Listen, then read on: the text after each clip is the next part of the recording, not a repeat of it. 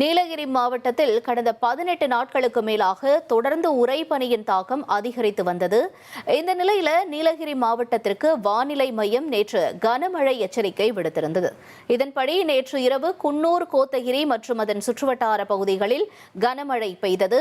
குன்னூரில் விடிய விடிய கொட்டி தீர்த்த அதி கனமழையால் உழவர் சந்தை பகுதியில் மண் சரிவு ஏற்பட்டுள்ளது. உழவர் சந்தை அருகே நிறுத்தப்பட்டிருந்த கார் மற்றும் இருசக்கர வாகனங்கள் மண் சரிவில் சிக்கிக் கொண்டுள்ளன. வீட்டு கூரையின் மீது ஆர்ப்பரித்து கொட்டிய மழை நீரால் பொதுமக்களும் அச்சமடைந்திருக்கிறார்கள்.